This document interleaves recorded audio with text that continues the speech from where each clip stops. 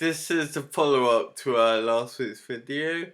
I was quite surprised about how well it did and how many people were actually interested in finding out more about me and my disability.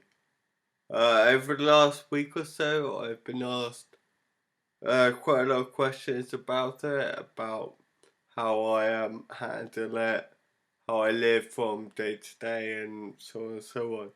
So instead of doing the video I was planning to do, I'm going to be doing this one instead. I shall just talk some more about it, just answer some of the questions and give my views on what it does to me, give my views on other people in wheelchairs, just in general, day-to-day things. One of the first things people ask me is, do I have carers or helpers around to do things for me? And the answer is no, not really. I pretty much do everything on my own. The only care assistance I have really is every day I have to wear an ankle support around my foot, and I can't put it on myself. And it kind of I kind of had trouble putting my shoes on at times. So the carers around in the morning, and honestly, that's pretty much the only help I get. I do everything else myself. I do all my own shopping, all my own cooking, all my own cleaning, all my own washing, just everything really. Some people seem to think that if you're in a wheelchair, you require 24-hour care assistance. And whereas there are some conditions, obviously, some people who do require that amount of help, I don't. I still try to remain as independent as I can.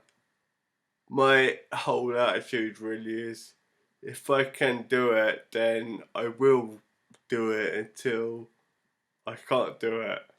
And as I can't do things, I'll carry on doing them. Another question I've been asked a lot is my condition fatal? Well, as far as I've been told, no. There have been reports of people with FA living into their 60s and 70s. But on the flip side, there's also been a few cases of people dying in their 30s and 40s. So it seems a bit of potluck, really. I think it says say that although I may not die of my condition, it will play a part in my death. Because of this, I've developed diabetes and I've developed a heart condition as well. So those two things are probably more likely to kill me than anything. A few years ago, I generally started living a healthier lifestyle. I gave up drinking and smoking, just started looking after myself a little bit better. Um, Whereas I may be a little bit healthier physically, mentally I'm fucked up completely. To be honest, my own personal demons are more likely to be what finishes me off in the end.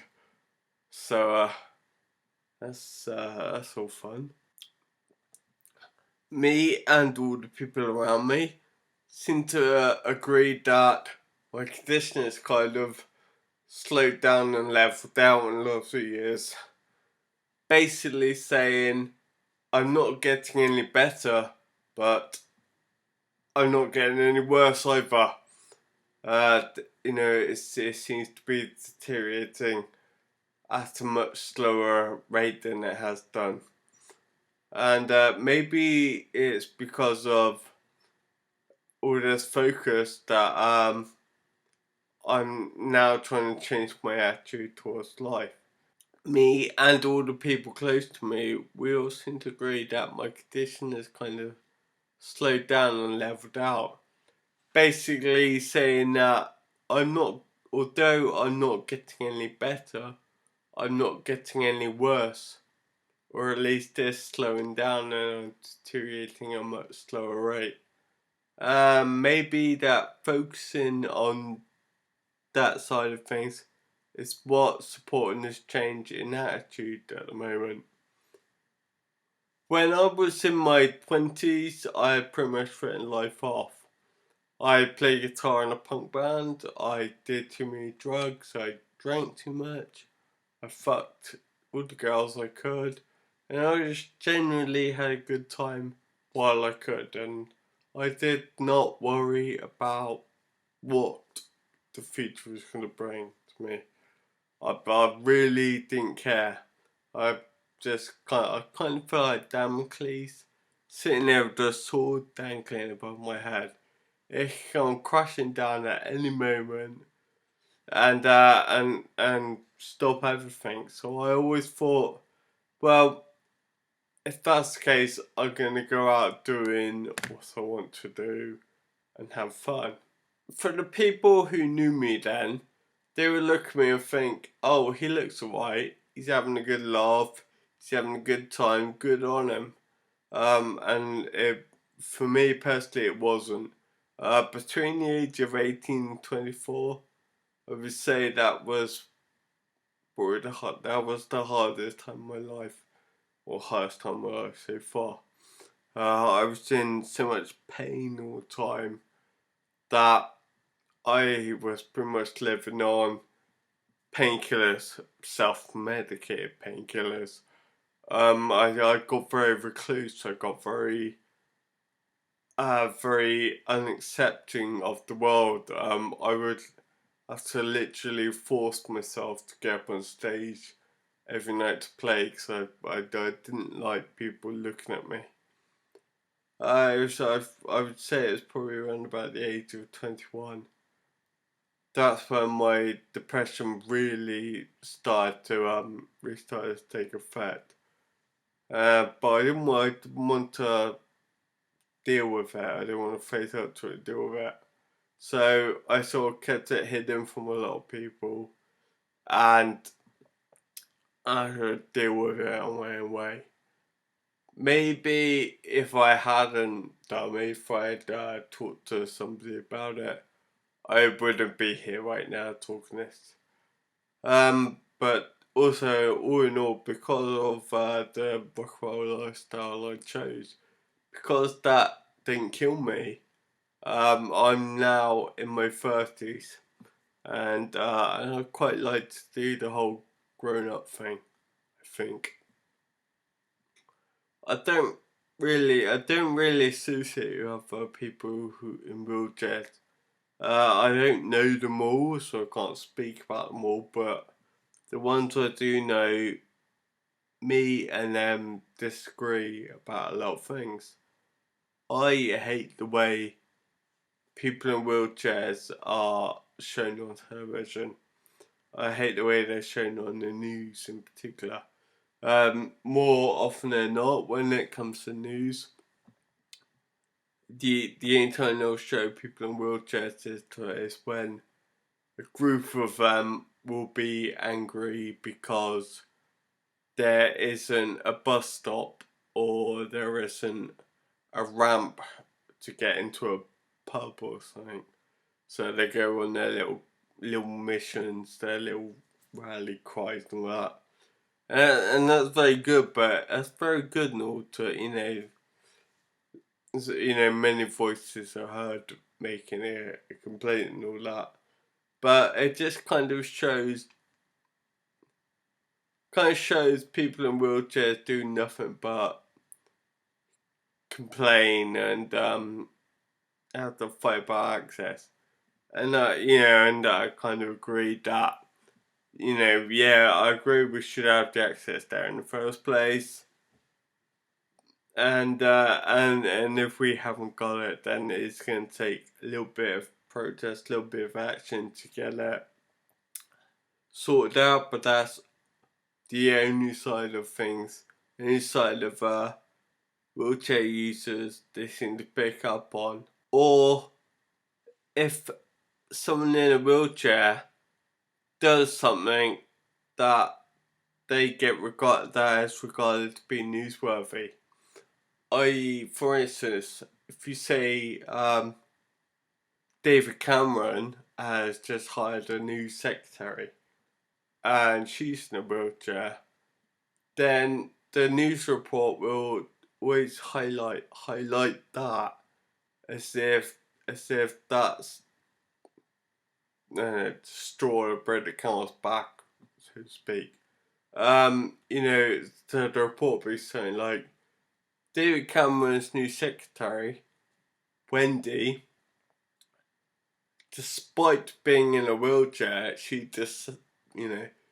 qualified from Oxford University, blah blah blah. The fact she's in a wheelchair, that has nothing to do with her job, her ability or anything, but that's what gets picked up on with the news. But that's not to say I'm not grateful for these people who do these things. Because of these people who go and make these changes become something. I'm able to go on buses. I can get into restaurants and pubs and stuff. So I'm grateful for it on that side of things. I do have my own charities agendas. I do help my old band. We used to do a lot of charity work for a company called Attitude, where the goal was to make music venues wheelchair accessible. And I don't just mean for people who were just going to watch the bands. I've lost count of the amount of venues I turned up to play at, and the dressing room, the corridor between the dressing room and the stage was inaccessible in a wheelchair. And now quite often I have to go through the crowd to get up on the stage, and that's not a very rock and roll thing. So that was my fight. And admittedly, the people at the bus stop might not think of it as an important campaign to go for, but it's 6 of one and half a dozen the other, really. We'll have to campaign about things in our own little ways, because sadly, that's the country we live in. I have more things that I like to talk about. I'll talk about girls, I'll talk about cliches, and just general people's attitudes towards me. And I'll save that all for another video, because this one's probably been going on for too long. And you're sitting there probably listening to me. Well, you probably stopped listening to me, probably turned it off. Probably turned it off to go watch some kind of fucking dog eating snow on YouTube or something. I don't know. But if you're watching, thank you again. If you, I'll leave details of how to contact me in the description below. And if you want to contact me, if you want to know anything else, or if there's anything else you want to ask me, then go down there and find the dresses and everything. And I'll see you next week. Cheers.